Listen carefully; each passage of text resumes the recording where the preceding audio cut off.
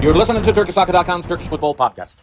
Hello, everyone. My name is Ahmet Turgut. Welcome to another edition of Turkish Football Podcast. In this podcast, we're going to be a little busy. The reason why I'm a little late for this podcast, I want the dust settle in after that disaster loss in the Champions League for Galatasaray. Well, I want to give my 2 cents about that. I want to give, in general, a lot of 2 cents of my opinion this podcast because we have to talk a lot about Beşiktaş, Fenerbahçe. We have to talk about Galatasaray. We're going to talk about the Turkish referees, what's going on, and the elections coming up for Fenerbahçe this Sunday. So week 6 already started on Friday. They played matches on Friday and Saturday. There will be matches on tomorrow, Sunday, and Monday too in the week 6. Before I get to those, but I want to start with the postponed matches that happened in midweek. On Wednesday, there were 3 postponed matches, and Fenerbahçe at home tied with Alanyaspor 2-2, and Fatih Karagümrük at home lost to Başakşehir. Başakşehir's coached by Nuri Şahin. This was his first match and first win, and this is his second job in the Turkish Super League after coaching Antalyaspor. And Samsun Samsunspor Kasımpaşa match that tied 0-0. This was the postponed matches from the week 1 because of the European competition matches. So pretty much I want to talk a little bit about what happened in the Fenerbahçe match at home. Fenerbahçe playing in Istanbul against Alanyaspor. Alanyaspor scored the first goal and in the 18th minute, and then Fenerbahçe scored 2 goals back-to-back in 4 minutes. First Semedo and then En-Nesyri made it 2-1.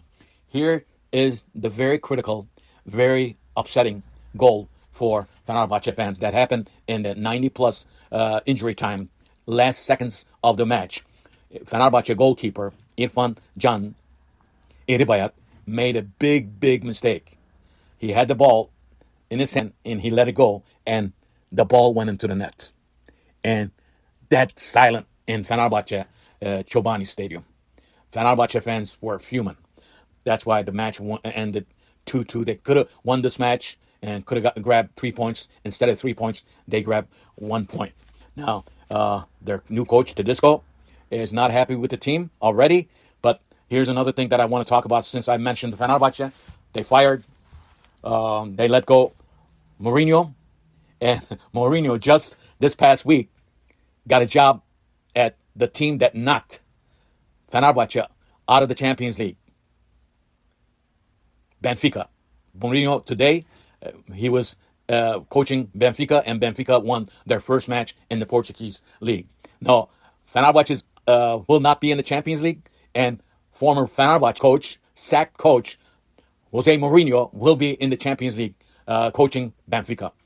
And other interesting thing, the player that knocked Fenerbahçe out of the Champions League, Kerem Aktürkoğlu, was transferred to Fenerbahçe after they lost against to Benfica with his goal.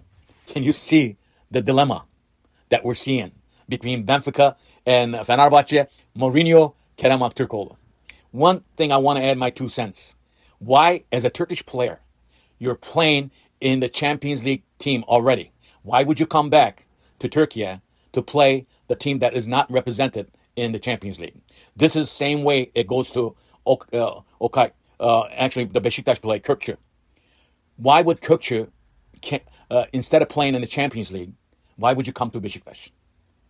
Your market value as a player would be twice as big than playing in the Turkish Super League. I don't care about biggest 3 clubs in Turkey. Doesn't mean anything. So I think Kürkçü and Aktürkoğlu made a huge mistake coming to Turkey to play. Instead of playing, they could have played in the Champions League. But I heard in Kerem Aktürkoğlu's transfer, Benfica made close to $10 million on this transfer. On Kürkçü's transfer, they're talking about between 3 to 5 million. So 2 players that Benfica sold to Turkey, to Beşiktaş and Fenerbahçe, they made $15 million in between those 2 teams. That's unbelievable.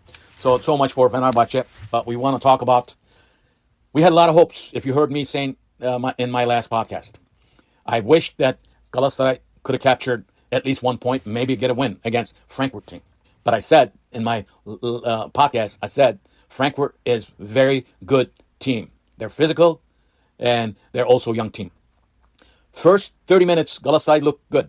Even Uğurcan Çakır looked good. He saved a couple goals.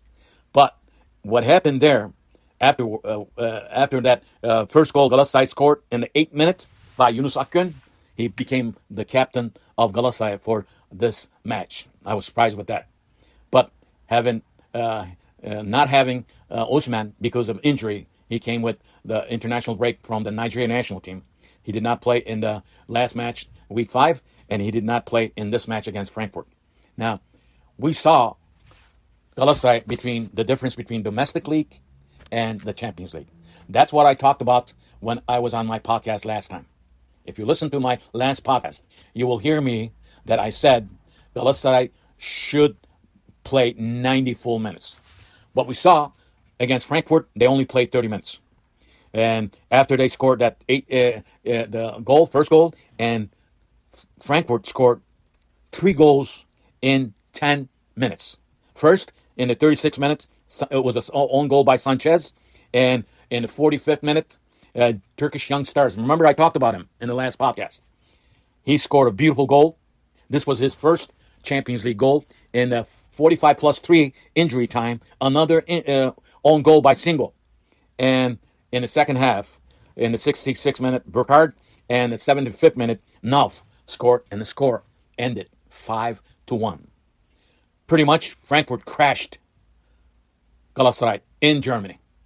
Now, after this weekend, after they play week 7 matches, they're going to be hosting Liverpool. I don't think Liverpool match is not going to be easy. It will probably be worse than what they played against Frankfurt. So I don't know what the problem, but we saw against Frankfurt, first of all, the system, first 11 against Frankfurt was wrong. I know they were missing Osman, but Barış Alper, Yilmaz, if you have Icardi, I know he's out of the shape, but at least in the beginning of the second half, you need to put him. And also, I said about the goalkeeper, Uğurcan Çakır. One handicap he has, he does not have Champions League experience. On the defense, Okan Buruk made a change, having Sanchez gone from the right side to the left side, and I think he played with the defense setup lineup that cost Okan Buruk. So pretty much we could say, and he said it after the match, he made some mistakes. I think this loss, huge loss, will go on his watch. Okan Buruk, if he loses another couple more matches in the Champions League, I think, as you know, in last 18 matches in the European competitions, Galatasaray won only 1 match. That is why it is going to be very important to win your home matches. So Galatasaray, things are not looking good for Galatasaray in the Champions League.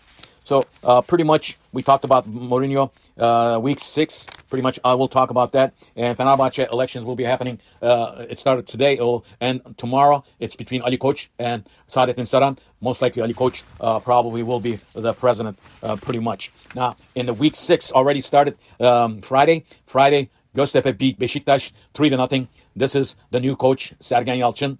And you remember I talked about him, and I don't know why he's took his job. In his last 3 matches, he lost 2, only 1. And Beşiktaş is not looking good. Beşiktaş will have a postponed match coming up Wednesday, September 24th against Kayseri in Kayseri. Saturday matches, Gençlerbirliği at home beat Eyüpspor. This was the first win for Gençlerbirliği. Today, Trabzonspor, Gaziantep match. Gaziantep was winning 1-0. Awesome assist by Onana to Onaçu. You have to see this goal. You have to see this long assist from goalkeeper Onana to Onaçu. And Trabzonspor tied this match 1-1. And Antalya today, Kayseri-Antalya match ended with 1-1 tied. Today, on Sunday, Başakşehir will be at home against Alanya. Kocaelispor will host Rizespor. Samsunspor will be hosting Fatih Karagümrük. Kasımpaşa will host Fenerbahçe. On Monday, the chaos team right now we see, Galatasaray will be at home against Konyaspor. Should be a very good match. And as I said, on Wednesday, September 24th, postponed match from the week 1 because Kayseri will host Beşiktaş. One other note I want to give you, the referee stuff in the Turkish referee committee is boiling like a hot water, and we hear a lot of things. Look for a lot of change in the head of the referee organization, and especially today in Trabzon Gaziantep match, even the TFF boss said that he had enough with these referees, and they are in. There is a criminal complaint from one of the linesmen referee who is refereeing in the Turkish Super League for forging official documents and irregular meetings with the club presidents. So a whole lot of going on with Turkish referees. You know me, I talk a lot of bad stuff about the Turkish referees. So we'll find out. My name is Ahmet Turgut. Listen.